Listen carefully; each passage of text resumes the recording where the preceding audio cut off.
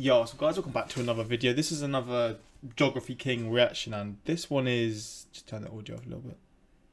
This one is more oddities of the US geography, and he's just released his video. It actually came out yesterday, and I saw it when it was posted, but I wasn't reacting to videos then, so I saw it and I planned to do it today. And first reaction back today, and it is this one because I do really enjoy this channel. And I remember his last one I did, the oddities of US geography, and it was a fun video. It was just interesting seeing like some of the just crazy, again, like oddities with US geography and just some of the weirdest sort of locations and all these different things. And I really enjoyed it. And I thought from now on, whenever he posts, I'm going to do reactions to him because I do really enjoy his channel and just the sort of the random sort of subject or type of videos he does. But if you want to see more of this guy's videos on your own, check his channel out. I'm going to leave a link to the video in the description, and from the video you can find his channel. So, I mean, give him some support. He deserves it because his videos are really, really interesting. But yeah, I'm rambling here, but let's get into this one. I do enjoy these videos so much, and you all seem to be really enjoying these reactions as well, so I'm going to keep them up for as long as you guys like them and for as long as I enjoy doing them. But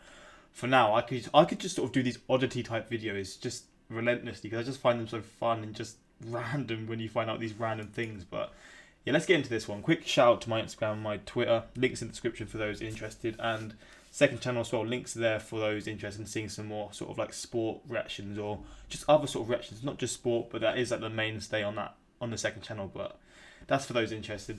Let's get into this video and let's see what other oddities he has for us.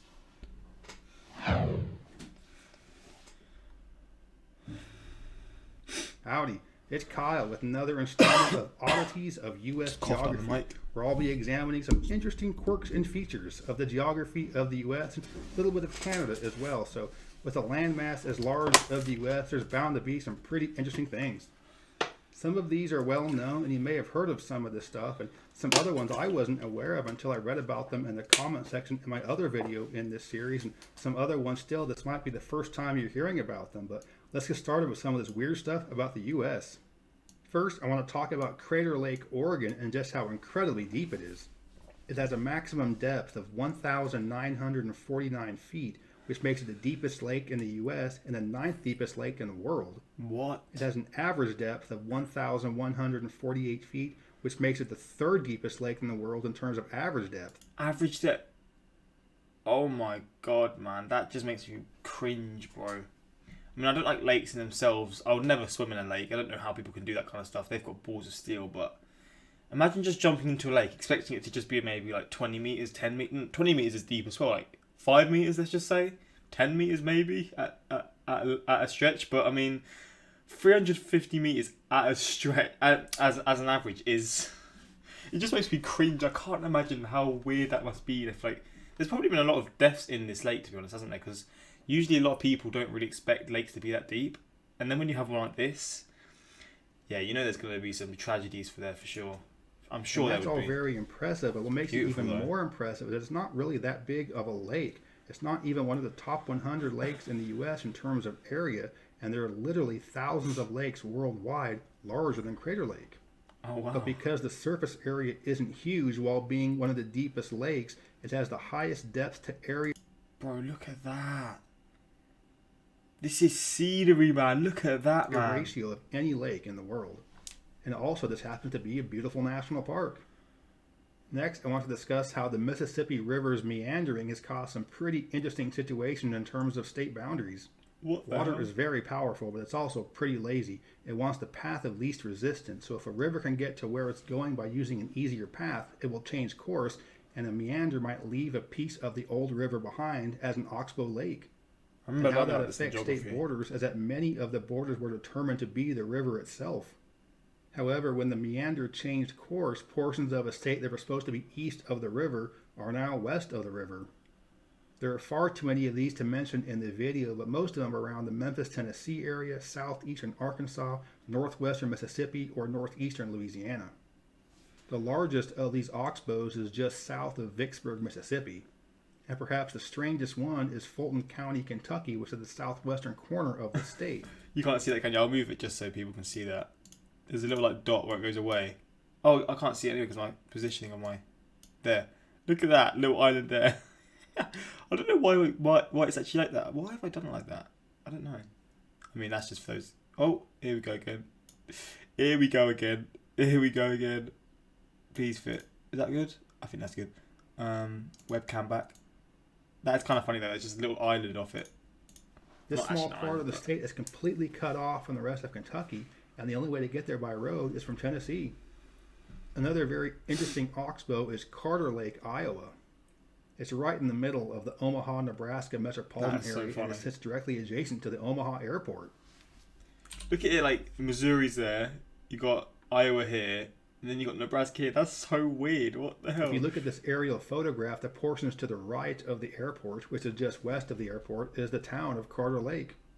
But a major difference between this one and the Mississippi River oxbows is that those take a long time to create. Those were years and years of meandering and erosion. The one around Carter Lake occurred from one big flood. And take a look at this welcome sign. This is a really cool sign. If your town is an oxbow, you might as well have a welcome sign like this. And staying in Iowa, it's the only state in the country where the entirety of its eastern border and the entirety of its western border is a river. Rivers form a lot of the borders with states, but most also have another type of border, maybe a line of longitude or a mountain crest or something like that. But for Iowa, two of its borders are in complete... If there were like rivers, then down all the way from here, all the way down here, and then all the way down here, would it be considered an island? That surely would be an island, right? I mean, obviously it's not the case because it's not all the way around, but that is the definition of an island. I swear. I mean, I might be completely wrong, but I swear that'd be so weird. Just an island state. That'd be so rivers. strange. I mean, there is island states, but an island state inland would just be the weirdest thing. And another small one about Iowa, it's the only state in the country where its state abbreviation is two vowels. Another spot that is cut off from the rest of its state is the Lost Peninsula in Michigan. This is a small piece of land that is only accessible by road from Ohio. Oh, Ohio. Michigan and Ohio fought to see who would get this area around Toledo.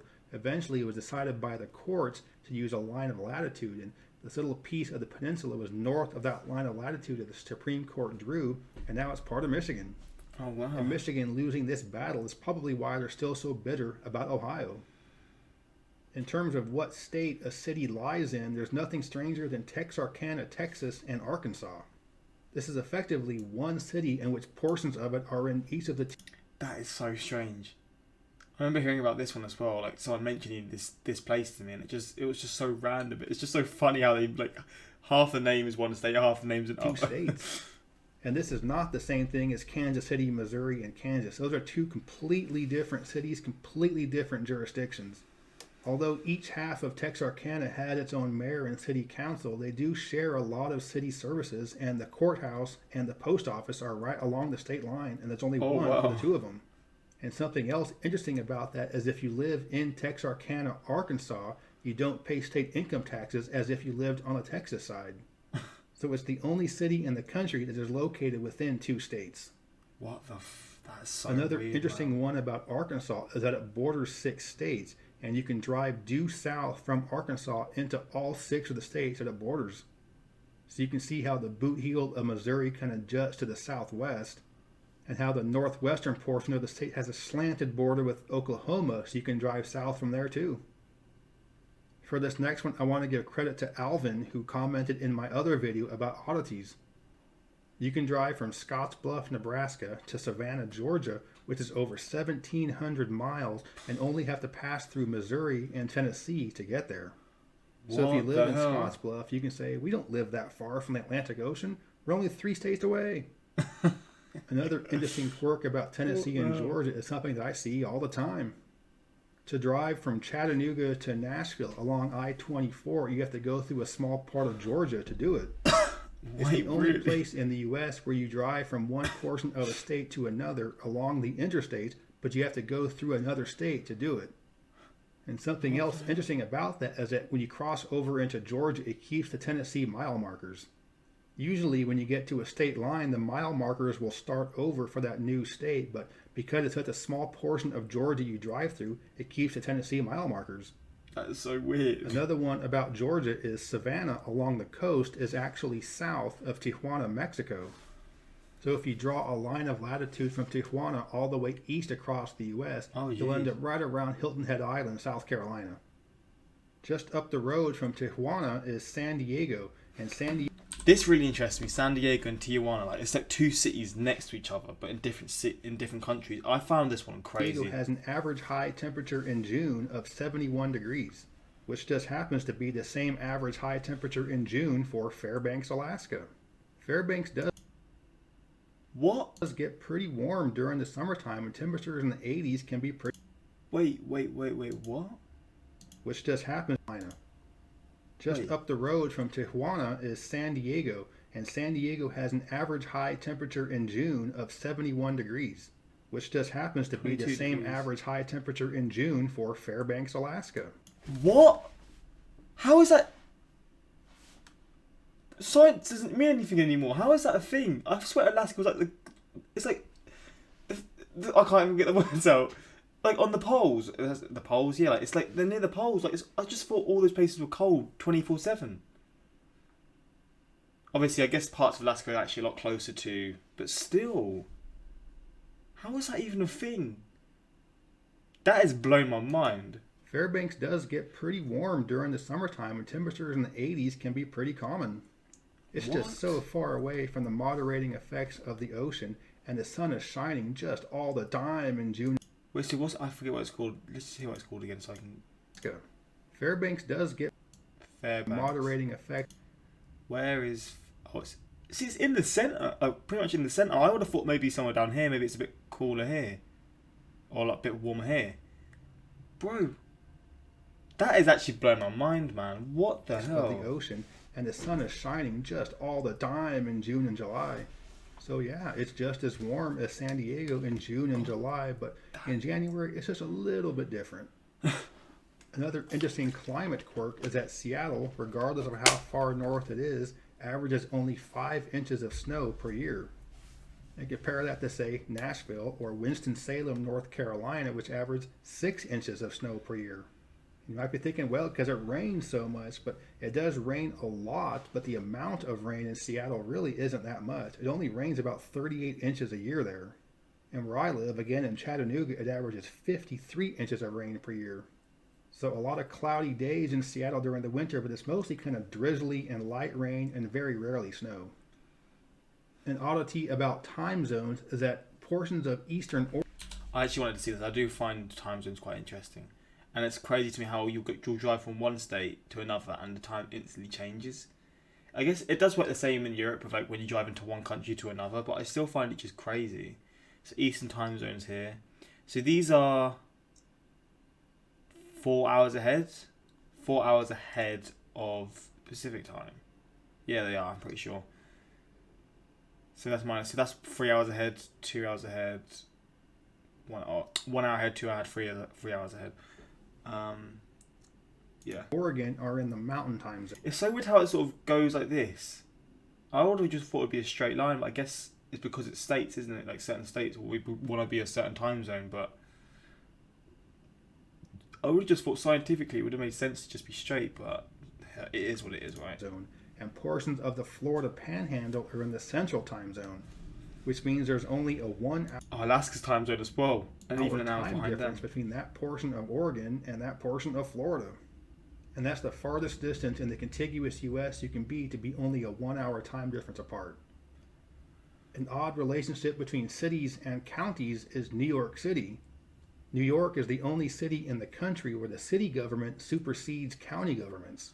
Each of the 5 boroughs of New York City is its own county. Manhattan is New York County, Bronx is Bronx County, Queens is Queens County, Brooklyn is Kings County, and Staten Island is Richmond County. What the hell? I think it would have been cool if Brooklyn would have kept the name Kings, so it would have been Kings and Queens, but either way, New York is the only city like this. There's some tiny-ass counties. For this next oddity, I want to thank commenters Mr. Flibble and Marty who posted this in my other video about oddities. If you start in Stamford or Greenwich, Connecticut, and head due north, due south, due east... When you actually look... I know this is irrelevant, this is even what he's saying, but when you actually look at the shape of New York, it's really like... It's just like in the middle of the ocean. Well, it is literally in the middle of the ocean. It's such a weird shape. I didn't actually realise that. I knew it was like a very sort of water-based city, but to this sort of level... So where... I should know this. Where is... On this, where is the Statue of Liberty? I'm assuming it's somewhere like here, like in this little river here, but maybe not. Maybe and that's too much of a big island. It wouldn't be on that island. But I assume it's somewhere here. I'm pretty sure, but I don't actually know. Or maybe here. Or due west, the first state line you're going to get to in all directions is New York. I had to look at the map for this one, but it's because these two towns are located. Wait, that's actually this I want to then. thank commenters Mr. Flibble and Marty who posted this in my other video about oddities. If you start in Stamford or Greenwich, Connecticut, and head due north, due south, due east, or due west, the first state line you're going to get to in all directions is New York. I had to look at the map for this one, but it's because these two towns are located in that little nub, which is the southwestern corner of the state. This next one has to do with the strange shape of Maryland, which I think is the weirdest shaped state in the country.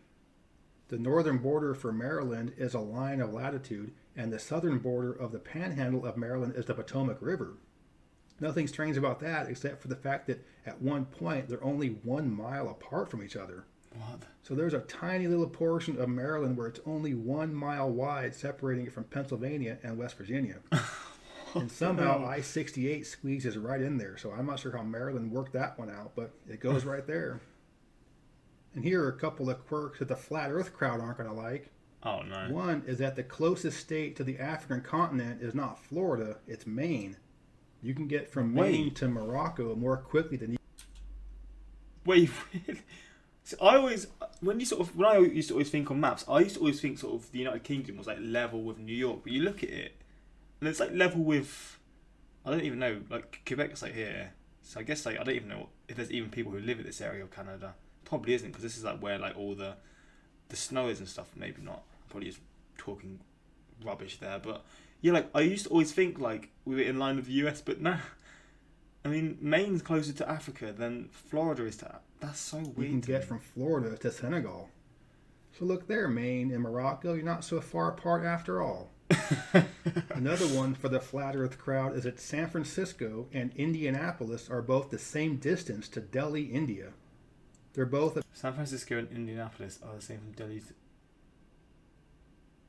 About 7,600 miles to Delhi, but of course to fly there you would go in a different direction.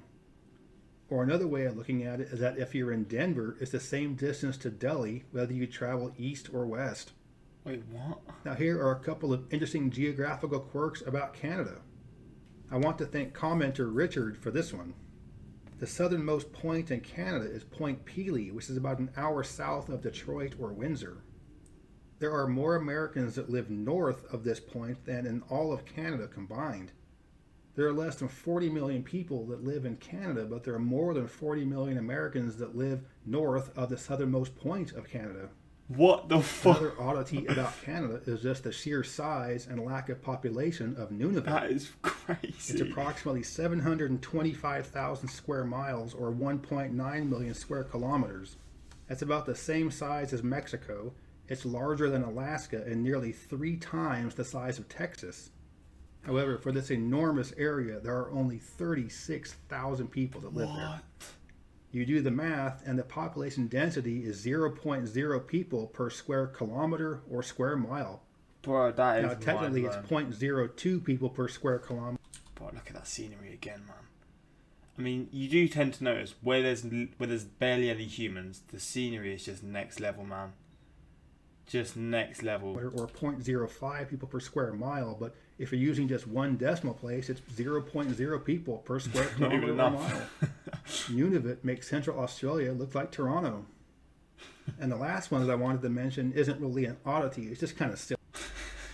It makes Central Australia look like Toronto. That is such a funny way of putting it, because when you think about sort of Central Australia and that outback, that is often known as one of the most sort of deserted places, and then you get, I can't say the name, Inuit, I can't say that, whatever he said, what did he say? 0 people per square kilometer or mile. Nunavut makes... Nunavut, what did I even say? I didn't even know what I said. But it's just like crazy how that can even like be the case. I just, like, when you really do look into these kinds of things, 36,000 people in that size area, it's just... It's just ridiculous. But you can see why. I mean, it's in the poles again, so it's going to be freezing. So I can understand why. It's just crazy when you think Central about it. Australia looks like Toronto. And the last one that I wanted to mention isn't really an oddity, it's just kind of silly. There's a town in South Carolina called North. It was named after a guy named John North, so the town's name is North, South Carolina. Humans, man, this is so weird. There's a town called Due West. So one way of putting it is you can say North, South Carolina is 100 miles southeast of Due West. What so the there you hell? have it, some more oddities of U.S. Mate, geography. I love this series so I'll probably much. post a video like this every now and then, so in the comments Hey yo, I'm down for that. I love seeing these. The more you see, the more you know. The more I just love seeing these videos. section, Man. let me know some other ones So that I may have fun. missed or might not know about. I hope you enjoyed this video. If you did, Shout out to this guy, man. Again, give him some love. Just get him to 66k. He's really like, his videos are really just fun to just learn about. I'm assuming there's a lot of Americans who also watch my reactions or watch his videos that didn't know half of these things as well, and it's just fun to see these random things, man.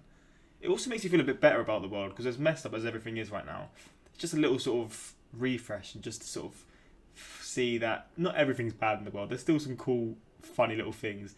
And you also learn about just how stupid humans are, where you'll see like a place that's called North and a place that's called South, where they're in opposite directions. It's just like, what? We are something else, man. The Oregon-Florida 1 hour time difference deal takes a minute to sink in. I sort of heard him say that, but I was just kind of confused. Where is it? Where's the time zone one? I want to find it. So that's there.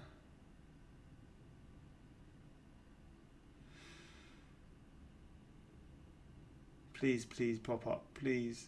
This one. So wait, so the Oregon, Florida one. It is kind of wild, isn't it? How a place is so far from each other.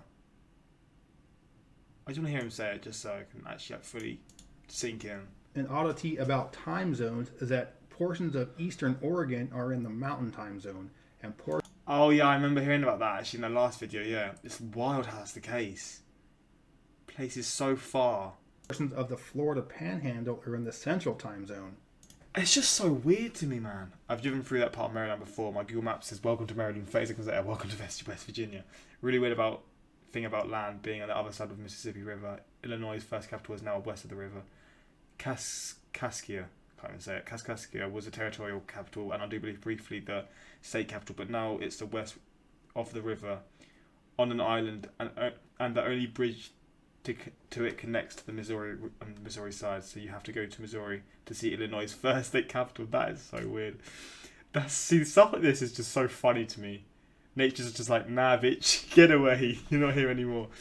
The Texarkana section. Texas has no income tax. Arkansas does have income tax. You flipped it. That's wild. So one has tax.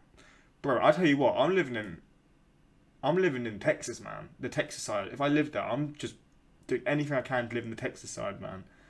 No income tax. Yes, please. Interesting quirks and features. Careful, you might summon a wild dog tomorrow. There's a similar quirk, Interstate 24 TN in New York City. About a mile of Interstate 86 runs through PA, Philadelphia. I love these though, man. Hopefully you guys enjoyed this reaction as well. More of these reactions on the way. I'm still going to do more of this guy's videos, but I just saw him post this yesterday. Oh, actually, yeah, yesterday, but for you today. No, yesterday. And I just thought, I want to see it. I want to just see his videos when when they've just been posted, and I'm thankful I did. But yeah, hopefully you guys enjoyed. Until next time, like, subscribe.